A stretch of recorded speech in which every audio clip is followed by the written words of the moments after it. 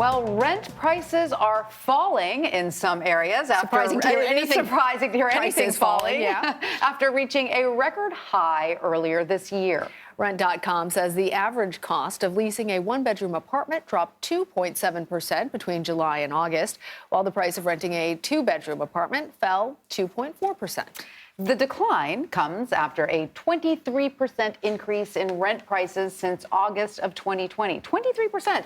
So despite this current drop, economists say apartment costs in most parts of the country remain significantly higher than they were a year ago. Yeah, 2% doesn't quite compete with 20%. Joining us with more on all of this is Erin Sykes. She's the chief economist at Nest Seekers International. Hey there, Erin. So tell us, what are the main factors driving this recent drop in rent prices, and should renters expect to see those numbers continue to come down?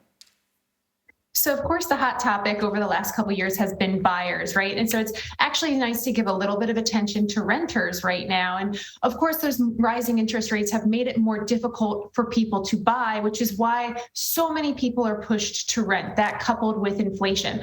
However, it's actually a double-edged sword, because what inflation is doing is unfortunately making it so difficult for people to afford day-to-day activities. It's actually putting pressure slightly downward on those rental prices. And you saw that 2% pullback. But as you just mentioned in the open, 2% when compared to 23% appreciation over the last 12 months is really nothing. So I wouldn't get too excited over a reduction in rental prices. I think it's more of a plateau. Right. And what does this plateau, shall we call it, in rental prices mean for the overall housing market? Does it have any sort of, larger effects?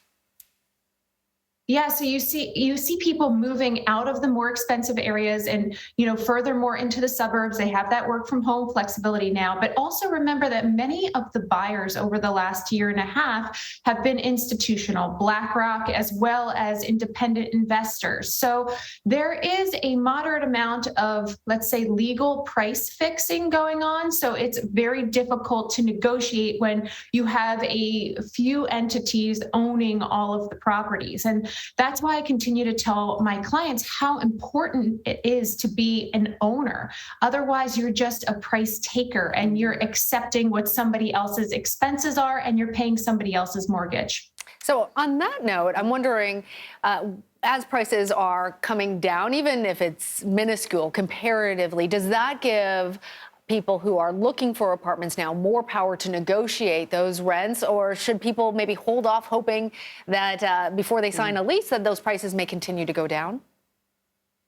I don't expect those prices to go down further. So if you need a place to live, if you need a new rental, it is a good time to enter into it because it's not going to get any better. However, if you don't have to move, it's easier to negotiate with a current landlord because you can show how great of a tenant you are, how well you maintain the property, and you have a relationship established already. So if you don't have to get into a new lease, I recommend staying put.